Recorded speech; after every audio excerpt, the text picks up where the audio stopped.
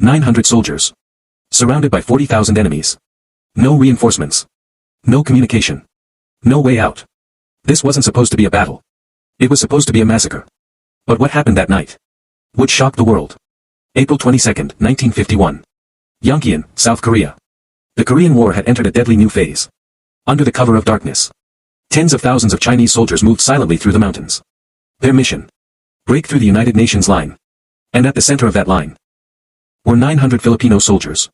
They were the 10th Battalion Combat Team. Volunteers. Every single one. They had already proven themselves in battle. Fast, aggressive, fearless. But nothing could prepare them for what was coming. Because this wasn't just another fight. This was an entire army, coming straight at them. At exactly 8 p.m.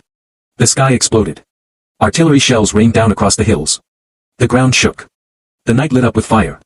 Then came the worst news possible. The units beside them were retreating. The Turkish brigade pulled back. The Americans fell behind.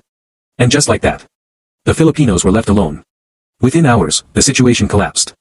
Chinese forces flooded through the gaps. From the right. From the left. From the front. They were everywhere. 900 men.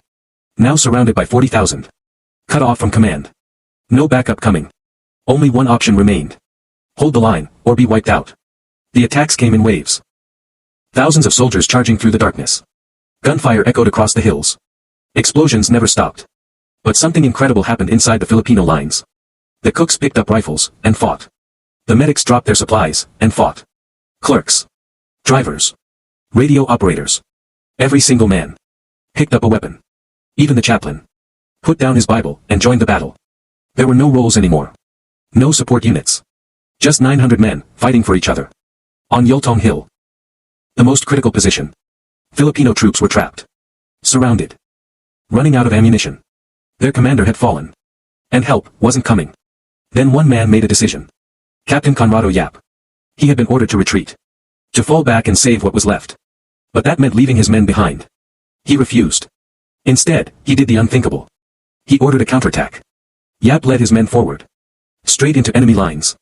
Against impossible odds. Tanks rolled into the darkness. Gunfire blazing. Explosions all around.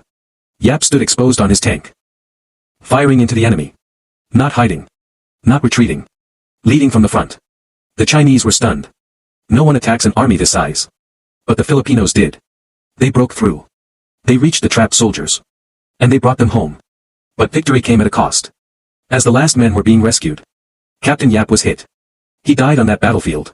Making sure every one of his men survived. By morning, the impossible had happened. 900 Filipino soldiers